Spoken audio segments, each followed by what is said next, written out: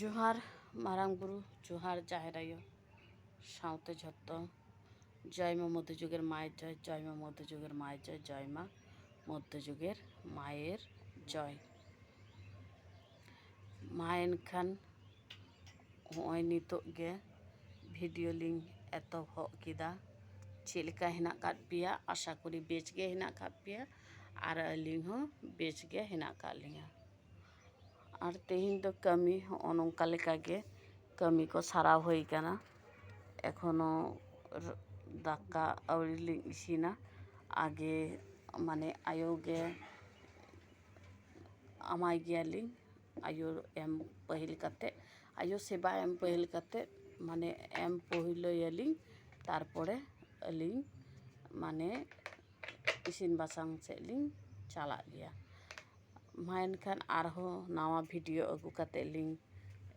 हेइना हाँ नावा भिडियो अगु काते लिंग हेइना और जहाँ जहाँ पे सब्सक्राइब कदा अडी अडी सारहाव अडी माने हाँ अडी सारहाव जहाँ को एखोनो बांग पे सब्सक्राइब कदा अति अवश्य पे सब्सक्राइब और लाइक कमेंट शेयर पे ठीक है ना कदा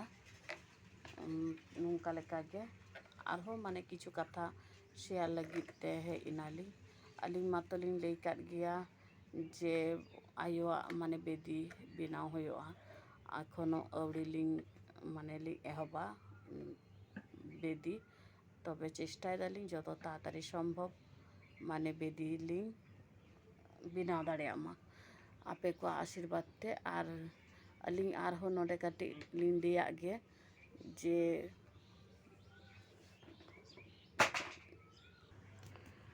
जे आरहो माने नोआ कथा माने ले लेगेलिंग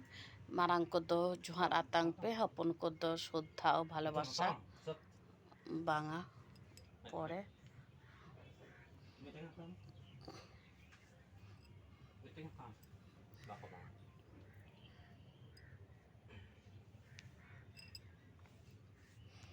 गॉड जोहार करते आयो प्रसाद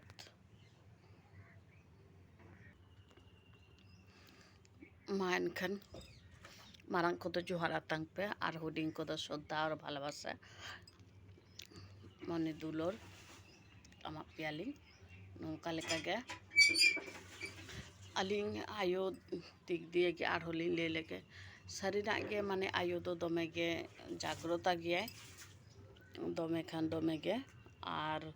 होयो कना आयो आदो नोंका लेका गे लई का गेलिंग दा गिताई कमी और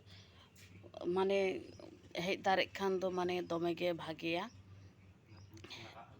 हाँ जो किछु माने बाडाई लगा तार माने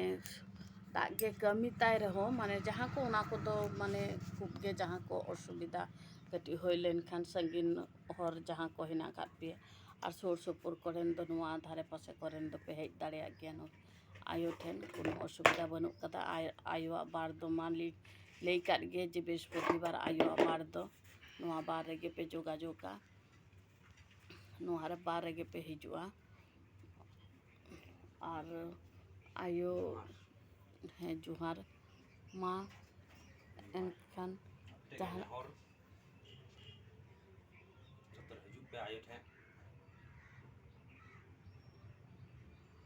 जोतर हिजुग पे आयो ठेन उनागे नेहरक कना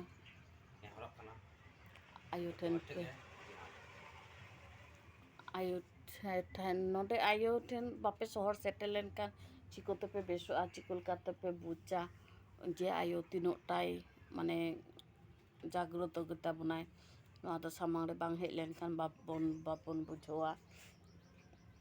अली मा तो आदि किछु गे माने लिंग लई काट गिया तबे आरहो आयो कथा लिंग ले लेगे आयो दो सत्यि करे गे माने छलना मय गे कनाई आयो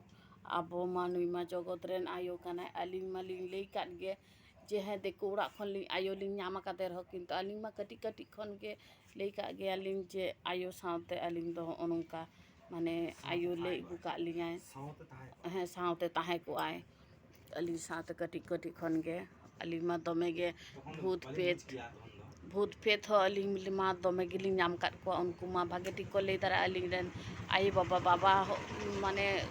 बानु कादे रहो आयो तको हिना काट को आरहो माने बुहा को हिना काट को उनको को ले दारे जे अली सावते हाँ बहु तको मई तको झोतो हिना काट को उनको मा झोतो को बाडाय कदा जे अली सावते माने चेक लेकान घटना घटाव कना और अली मतले हाँ जोतो हर गे को माने को बुझती ओकात गया अली दो नोंका काते गिलिंग ताहे कना आयो तको सावते के और आयो तको खातिर तेके एकोनो नोखोन नोआ धरती रे माने एकोनो हिना कालिंगा बाखान दो अली सावते एमन एमन माने दिसो चालाव कना माने उनकाना दो नेल बांग हिना कदा माने उनकाना घटना को अली सावते घटाव कना तबे एमनी एमनी दो सत्ती के नोआ दो सरिना कना एमनी एमनी दो आयो बाबा तको दो माने हाँ बाबन नाम को एमनी एमनी दो आदि तपस्या काते ना आयो बाबा तको दो बन नाम को आदि आदि माने बुझ काते माने कष्ट काते गे नोआ फलाफल दो बन नामा तबे अलीमा तो उनावरा खन तो आयो दुलिंग ओडोक कादे गया उनको मा उनको लिका को आयो को दिबा सेबाया उनको अलिंग अलिंग लिका अलिंग दो आयो माने ले कथा अली आयो बाडाय चोका लिंगा आयो उनुंका काते गया आयो आदो नो माने नोआ गिताय रूप आरहो तबे आयो रूप पे नेला जे नोआ मिटांग रूप कानते आरहो मिटांग हजुआ माने आयो माने बासुरिक जहाँ पुजो उना दो हुयुग काना द्वितीय बृहस्पतिवार तुम्हार 14 तारीख जुरुग काना शहर सेटर दारे खान पे अडी अडी माने भागे होई कोआ मायन खान नोंका गे आरहो नवा वीडियो अगू काते ले हिजुग काना अली मा नोंका काते गे माने आयो एम का लिंगे ओद्रिमा निनो दिन माने को जम का ताबन गे आयो ओद्रे आयो तको माने एम काते को हाँ माने ओद्रे के आबो दोबन बुंगा बुरुई गया तबे उना को दो आलादा जिनिस काना नुई दो जेहेतु जगत रेन आयो काना माने नोंका लेका गे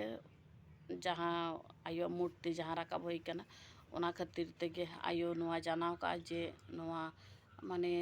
अबो जेमन थरी साकाम रेबन जम गे उनको हो नोंका लेका गे को खोजो काना उना खातिर ते नोआ थरी गिलास दो आयो ताको एम होई काना उनका गे आरो परेर वीडियो रे अगू काते ले हिजुग काना नाई गे नापाय गे बेस गे तहन पे जय मा मध्यजुगेर माय जय मा मध्यजुगेर मायर जय जोहार मारांग बुरु जोहार जाहेर आयो मा एनखान नोडे गे वीडियो लिंग मुचाद किदा आरो नवा वीडियो अगू काते लिंग हजुग काना।